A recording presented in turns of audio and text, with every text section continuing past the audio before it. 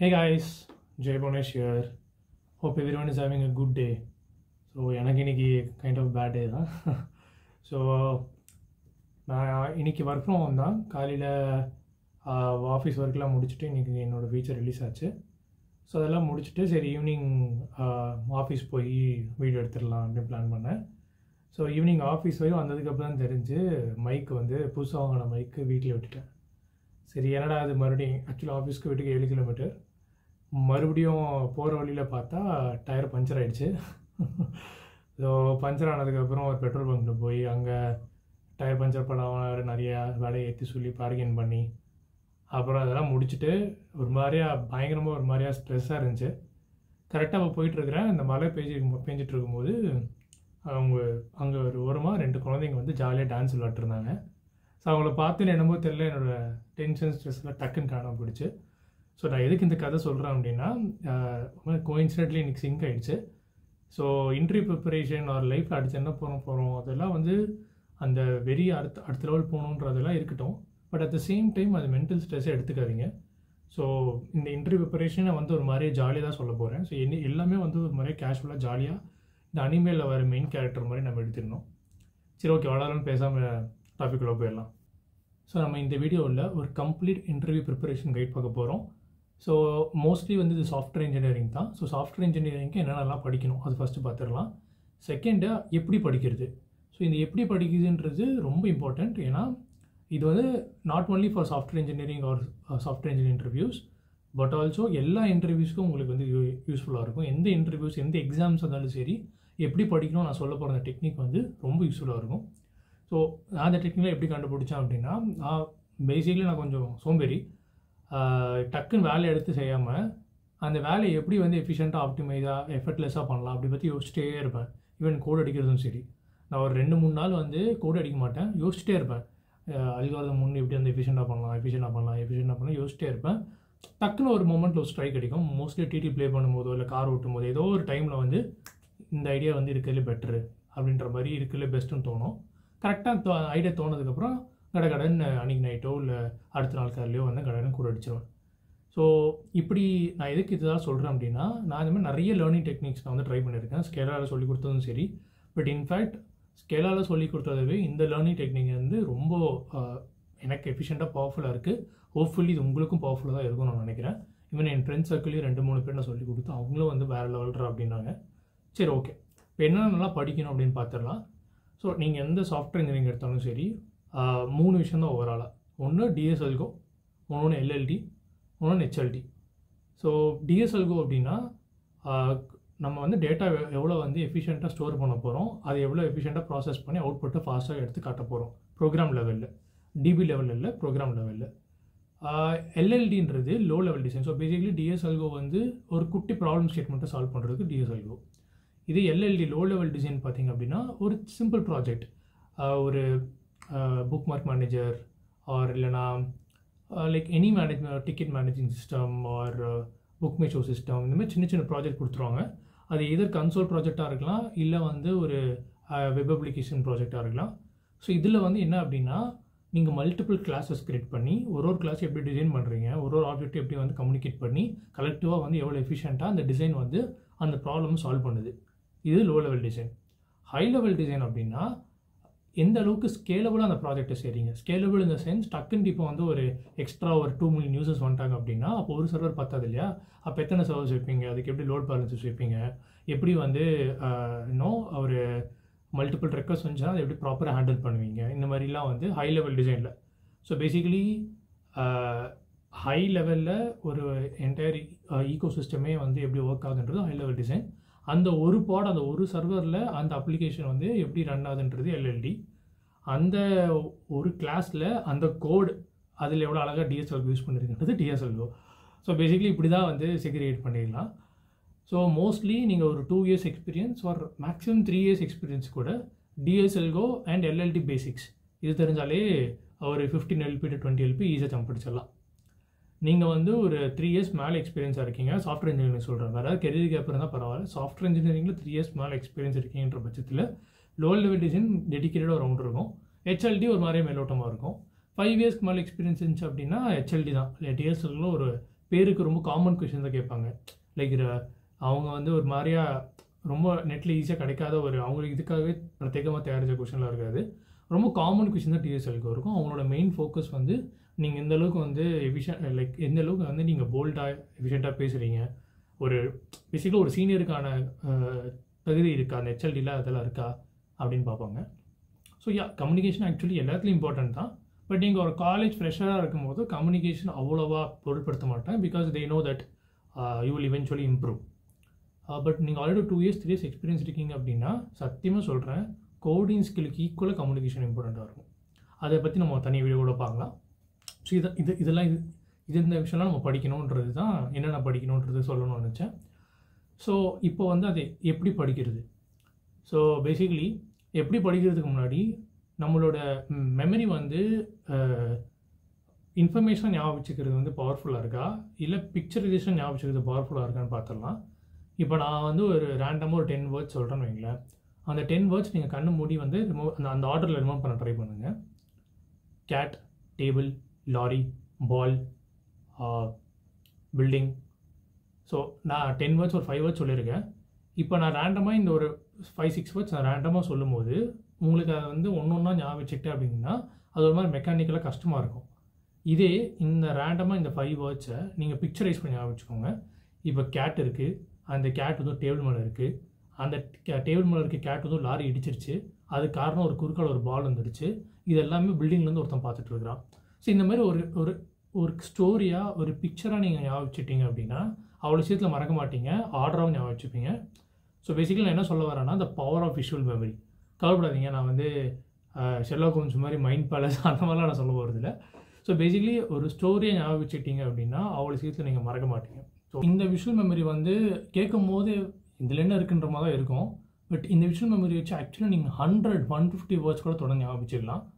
So நான் ஒரு எக்ஸாம்பிளுக்காக சும்மா 5-10 words தான் சொன்னேன். 5-10 words சொல்லும்போது அதோட பவர் நீங்கள் ரியலைஸ் பண்ண மாட்டீங்க. பட் இதை வந்து அப்ளை பண்ணி நம்ம வந்து படிக்கும்போது இதோட பவர் ரியலைஸ் பண்ணுவீங்க. ஐ can guarantee you that. Okay, so இதை வந்து எப்படி வந்து நம்ம அல்காரிதம் இது எப்படி நம்ம ஞாபகம் வச்சுக்கிறது. ஓகே, வேர்ட்ஸ் ரேண்டமாக ஞாபகம் வச்சுக்கிறோம் சரி, அல்காரிதம் எப்படி ஞாபகம் வச்சுக்கிறதுன்னு பார்த்தீங்கன்னா, so at the end of the அல்காரிதம்ன்றது என்னது, ஒரு செட் ஆஃப் இன்ஸ்ட்ரக்ஷன்ஸ். ஓகேங்களா. ஸோ அந்த செட் ஆஃப் இன்ஸ்ட்ரக்ஷன்ஸுக்கு நிறைய வேரியபிள்ஸ் வந்து யூஸ் பண்ணி ஒரு வேரியபிள் ஒரு வேலை பார்த்துக்கும். அதெல்லாம் யூஸ் பண்ணி ஒரு ப்ராப்ளம் ஸ்டேட்மெண்ட்டு சால்வ் பண்ண போகுது. Any problem statement. What if இந்த ஒவ்வொரு வேரியபிள் ஒரு பர்சனாக நீங்கள் ஞாபகிச்சுட்டு ஒரு குரூப் ஆஃப் மெம்பர்ஸ் கரெக்டாக ஒரு ப்ராப்ளம் சால்வ் பண்ணுறாங்க, அது எப்படி சால்வ் பண்ணுறாங்கன்ட்டு ஒரு ஸ்டோரி மாதிரி நீங்கள் ஞாபகம் வச்சுக்கிறீங்க. இப்படி நீங்கள் ஞாபகம் வச்சுக்கிட்டீங்க அப்படின்னா not just normal algorithms, binary search normal algorithm மட்டும் இல்லை, ஒரு மாதிரி காம்ப்ளெக்ஸான algorithm. For example sieves algorithm or exponential search algorithm, நிறையா டிஃப்ரெண்ட் அல்காரிதம்ஸ் இருக்குது. இது எல்லாமே வந்து நம்ம எஃபெக்ட்டை ஞாபகம் வச்சுக்கலாம். 80-90% அல்காரிதம்ஸ் இந்த பேசிக் டெக்னிக் வச்சு ஞாபகம் வச்சுக்கலாம். ஸோ இதுக்கப்புறம் நான் சொல்லிக் கொடுக்க பொருள் எப்படி இருக்கும்னா, நான் ஒரு ஸ்டோரி மாதிரி ஒரு அல்காரிதம் எக்ஸ்பிளைன் பண்ண போகிறேன். நீங்கள் காதை கொடுத்து கொஞ்சம் அட்டென்ஷனோட கேட்டீங்கனாலே போதும். கேட்டு முடிச்சதுக்கப்புறம் ப்ரிஃபரபிளி ஒரு ஒயிட் போர்ட் செஷன் ஆட் பண்ணுறேன் டைம் இருந்தால். இல்லை அப்படின்னா நீங்கள் அதை வந்து அதை ப்ராக்டிஸ் பண்ணுங்கள். அப்படி ப்ராக்டிஸ் பண்ணாலே you will get to know most of the algorithms. சரி, ஓகே ப்ரோ, அல்காரிதம் படித்தாச்சு, பட் அல்காரிதம் வச்சு மட்டும் எப்படி பண்ணுறது, எந்த அல்காரிதம் எங்கே யூஸ் பண்ணுறது அப்படின்றது இருக்குங்க இல்லையா. இப்போ நீங்கள் நிறைய பேர் பார்த்தீங்கன்னா ஒரு நல்ல இந்த கீக்காக இருக்கிறவங்களாம் இந்த காலேஜ்லேயே வந்து பயங்கரமாக லீக் கோடில் 500-1000 ப்ராப்ளம் சால்வ் பண்ணுறவங்களாம் காலேஜ்லேயே என்னோடய பேக்கேஜ் பிடிச்சிருவாங்க, 25 LPஸே பிடிச்சிருவாங்க. அவங்களாம் பார்த்தீங்க அப்படின்னா 500-1000 ப்ராப்ளம் டெடிக்கேட்டடாக போட்டு அவங்க பிரெயின் டியூன் ஆகிடுச்சு. ஓகே, இந்த கொஷின் வந்து இந்த பேட்டர்னில் தான் நான் ஆல்ரெடி ஒரு கொஷின் சால்வ் பண்ணியிருக்கேன். ஸோ அரேஸ்லாம் சுற்றி முற்றி ஒரு 4-5 அல்காரிதம் டெக்னிக் தான், ஏதோ ஒரு அல்காரிதம் டெக்னிக் ஃபிட்டன் ஆயிரும். இந்த மாதிரி அவங்க வந்து பிரெயின் டியூன் ஆயிரும். ஓகேங்களா. பட் நம்மக்கிட்ட 500-1000 ப்ராப்ளம் சால்வ் போகிறதால டைம் இல்லை, அந்த அளவுக்கு அது வந்து என்ஜாயபிளும் இல்லை. ஸோ இதை வந்து நீங்களாக பட்டு திருந்தி லேர்ன் பண்ணுறதுக்கு 500-1000 ப்ராப்ளம் சால்வ் பண்ணணும். பட் ஒரு கைடன்ஸோட நான் வந்து அரேஸ்ன்னு எடுத்துக்கிட்டிங்க அப்படின்னா ஒரு ப்ராப்ளம் ஸ்டேட்மெண்ட்டில் அரே அப்படின்ற மாதிரி நீங்கள் பார்த்தீங்க அப்படின்னா அதில் ஒரு 4-5 அல்காரிதம் டெக்னிக் இருக்குது. மிஞ்சி போனால் ஒரு 7-8 இருக்குன்னு வைங்களேன். அது எல்லாமே நம்ம ஒரு ஸ்டோரியுமே ஞாபகிச்சுக்க போகிறோம். அந்த ஸ்டோரியில் எந்த ப்ராப்ளம் ஸ்டேட்மெண்ட் எந்த ஸ்டோரிக்கு ஃபிட்டுன்னு ஆகுது அந்த மாதிரி நீங்கள் யோசிச்சிங்க அப்படின்னா ஒரு 1 week கொஞ்சம் ப்ராக்டிஸ் பண்ணிங்க அப்படின்னா நீங்கள் மாஸ்டர் பண்ணிடுவீங்க. ஸோ அந்த மாதிரி ஒரு டாப்பிக்கில் ஒரு அல்காரிதம் டெக்னிக்ஸை நம்ம படிக்க போகிறோம். ஸோ ரொம்ப காம்ப்ளெக்ஸாக போக வேணாம். ஸோ ஃபஸ்ட்டு வந்து நமக்கு கையில் வந்து ஒரு கேம் விளாட்ணும்னு நினச்சிக்கோங்க. நம்ம கையில் நம்ம வெப்பன்ஸ்லாம் ரெடி பண்ணிட்டோம். ஸோ இந்த எனிமிக்கு இந்த வெப்பன் யூஸ் பண்ணால் அவங்க காலி பண்ணலாம். அந்த மாதிரி தான் நீங்கள் வந்து யோசிக்கணும். ஸோ ப்ராப்ளம் ஸ்டேட்மெண்ட் தான் நம்ம எனிமி. இவனை தூக்குறதுக்கு இந்த ஸ்டோரி ஏறா, இந்த வெப்பன் ஏறா, அந்த மாதிரி தான் உங்கள் மைண்ட் யோசிக்கணும். ஸோ முடிஞ்ச அளவுக்கு வந்து ஃபன்னாக அட் த சேம் டைம் எஃபெக்டிவாக படிக்கிறது தான் நம்மளோட கோல். இதுக்கப்புறம் நம்ம சேனலில் வந்து என்னென்ன மாதிரி வீடியோஸில் வரப்போகுது அப்படின்ற மாதிரி நான் ஒரு ஐடியா வச்சுருக்கேன். ஸோ பேசிக்லி நிறைய பேர் வந்து ஃபினான்ஸ் பற்றி கேட்டிருந்தீங்க. ஸோ நான் வந்து வாரத்துக்கு ஒரு 3 வீடியோ போடலான்னு பிளான் வச்சுருக்கேன். ஸோ ஒரு வீடியோ வந்து நம்ம சாஃப்ட்வேர் இன்ஜினியரிங் இன்டர்வியூ ப்ரிப்பரேஷன் ஒரு பக்கம் போயிட்டுருக்கோம். இன்னொரு வீடியோ ஃபினான்ஸ் பற்றி ஒரு பக்கம் போயிட்டுருக்கோம். ஸோ ஃபினான்ஸுன்றது நான் சொல்கிற நான் நெக்ஸ்ட் வீடியோ ஃபினான்ஸ் பற்றி போட போகிறேன். அது மாதிரி ரெவல்யூஷனரியாக இருக்கும். நீங்கள் கேள்விப்பட்ட எக்ஸிஸ்டிங் ஃபினான்ஸ் பீப்புளோட அட்வைஸுக்கு கொஞ்சம் கான்ட்ராஸ்ட்டாக இருக்கும். So at the end of the day அது ஏன் நான் பண்ணேன், அது எப்படி எனக்கு சக்ஸஸ் ஆச்சு, இல்லை நான் நீட்டாக எக்ஸ்பிளைன் பண்ண போகிறேன். ஸோ அது வந்து உங்களுக்கும் if it makes sense then you can also follow it. அவ்வளோதான். ஸோ நான் ஒரு ஃபினான்ஸ் ஒருத்தர் அட்வைஸ் பண்ணுறான் அப்படின்னா அவன் ஒரு ஃபினான்ஸ் அனலிஸ்ட்டாக தான் இருக்கணும், இல்லை ஒரு சிஏவாக தான் இருக்கணும் அவசியம் இல்லை. அவன் என்ன ரிசல்ட்ஸ் கொண்டு வந்திருக்கிறான், அந்த ரிசல்ட் அவன் ஜென்யூனாக காட்டுறான்னா அந்த ரிசல்ட்ஸுக்கு அவன் என்னென்னலாம் பண்ணியிருக்கான்றதை நீங்கள் தெரிஞ்சுக்கிட்டா அதுதான் வந்து ஒருத்தருக்கு வந்து ஒரு டாப்பிக்கை பற்றி சொல்கிறதுக்கு ஒரு ரியல் தகுதி இருக்குன்ட்டு நான் நம்புகிறேன். ஸோ ஸோ பேசிக்லி ஒரு வீடியோ வந்து சாஃப்ட்வேர் இன்ஜினியரிங்னு, இன்னொரு வீடியோ ஃபினான்ஸ். ஸோ இந்த ஃபினான்ஸுன்றது ரொம்ப முக்கியம் கைஸ். நீங்கள் ஒரு காலேஜ் ஸ்டூடெண்ட்டாக இருந்தாலும் சரி, நீங்கள் ஒரு ஏர்னிங் பீப்புளாக இருந்தாலும் சரி, நீங்கள் எந்த பொசிஷன் இருந்தாலும் சரி, நம்ம மணி எப்படி மேனேஜ் பண்ணுறது அது ஒரு பெரிய ஸ்கில்லு. ஸோ அது வந்து அதில் வந்து கிட்டத்தட்ட அது வந்து ஒரு லைஃப் கேம் மாதிரி தான். இதுதான் கரெக்ட், இதுதான் தப்புன்னு சொல்ல முடியாது. சம்டைம்ஸ் நான் சொல்கிறதே கூட தப்பாக போடலாம், சம்டைம்ஸ் நான் சொல்லாதது கரெக்டாக கூட போயிடலாம்.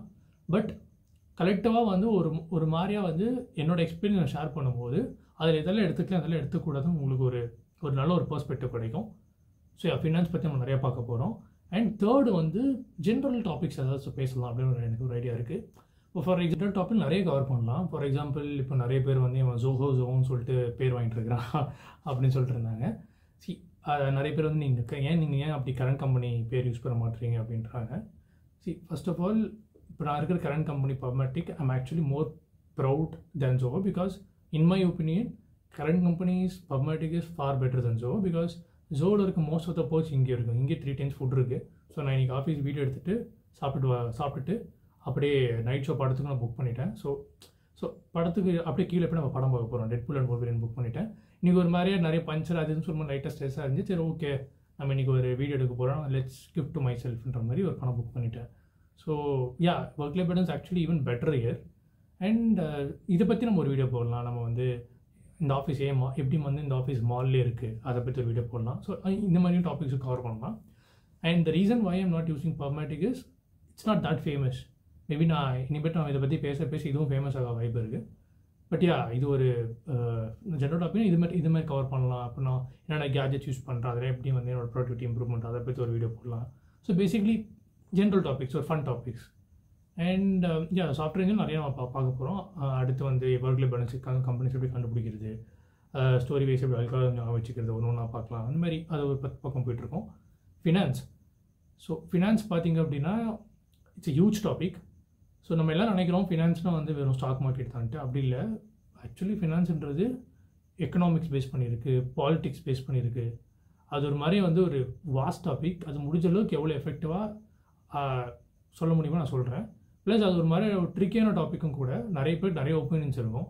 ஸோ நான் வந்து ஒரு மாதிரி சர்க்காஸ்டிக்காக தான் சொல்ல போகிறேன், ஏன்னா ஃப்யூச்சரில் எந்த பிரச்சனை வந்துடக்கூடாதுன்ட்டு. But it will be very fun to hear, I can guarantee that. அப்புறம் சொல்லணும்னு நினச்சிட்டு இருந்தேன், இஸ் ஸ்கேலா ரியலி ஒர்த்துட்ன்ற வீடியோவில் வந்து நான் ஒரு மாதிரியாக ஒரு தப்பான ஜென்ரலைஸ் ஸ்டேட்மெண்ட் சொல்லியிருப்பேன். ஆக்சுவலி ஜென்ரலைஸ் ஸ்டேட்மெண்ட்ஸ்னாலே அது தப்பு தான். எந்த ஸ்டேட்மெண்ட்டும் நம்ம ஜென்ரலைஸாக சொல்லக்கூடாது. ஸோ நான் வந்து காலேஜ் ப்ரொஃபஸர்ஸ்லாம் வந்து கம்மி சம்பளம் தான் இருக்காங்க, அவங்களாலே ஒரு பெரிய கம்பெனி கிராக் பண்ணுன்ற மாதிரி சொல்லிட்டேன். ஸோ எனக்கு பர்சனலாக 2-3 காலேஜ் ப்ரொஃபஸர்ஸ் தெரியும்.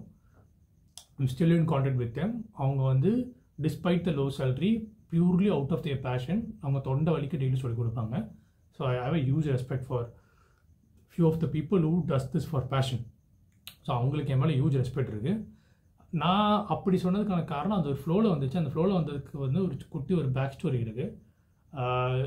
என்னோடய காலேஜில் ஒரு ப்ரொஃபஸர் இருந்தார். அவர் வந்து என்னை எப்படியாவது அரியர் வாங்க வைக்கணும். நான் கொஞ்சம் காலேஜ் டைமில் எல்லாத்துக்கும் தெரியும், கொஞ்சம் ஏற்றி பேசிகிட்டு இருந்தேன். ஸோ எனக்கு இன்டர்நெட்ஸில் 40க்கு வெறும் 12 தான் போட்டார். நீ ஃபெயில் ஆகிட்ட நீ எப்படி பிளேஸ் ஆக நான் பார்த்துறேன் அப்படின்னு சொல்லிட்டு என்னை வந்து பர்பஸ்ஃபுல்லாக அரியர் வைக்க வச்சார். ஆனாலும் நான் ஜோட ப்ளேஸ் ஆகிட்டேன், அது வேறு விஷயம். பட் ஸோ அந்த மாதிரி ப்ரொஃபஸரும் இருக்கிறாங்க. ஸோ ஏதோ ஒரு என் ஆள் மனசில் ஏதோ ஒரு சின்ன கோவம் வந்துருக்கு, அது அப்படியே ஒரு வெளிப்படையாக அந்த டாபிக் வந்துடுது, அந்த ஸ்டேட்மெண்ட் வந்துடுச்சு. But generalise statements are always bad. அது சொல்லணும்னு நினச்சேன், சொல்லிட்டேன். இன்னொரு இந்த வீடியோவில் கொஞ்சம் எக்ஸ்ட்ரா அப்பப்போ நிறையா ஸ்டோரியில் சொல்லியிருப்பேன், அதெல்லாம் எனக்கு பிடிக்கல ப்ரோ, எடுத்த டாப்பிக்கு அது மட்டும் பேசுங்க, கொஞ்சம் டிஸ்ட்ராக்ட் ஆகாமல் பேசுங்க அப்படின்னு சொன்னால் ஃபைன். நெக்ஸ்ட்லேருந்து இந்த எக்ஸ்ட்ரா ஸ்டோரிஸ்லாம் இல்லாமல் டாப்பிக்கை மட்டும் ஃபோக்கஸ்டாக பேசிடலாம். ஸோ இன்னொரு நெக்ஸ்ட் ஒரு யூஸ்ஃபுல்லான வீடியோவில் பார்ப்போம். Bye guys.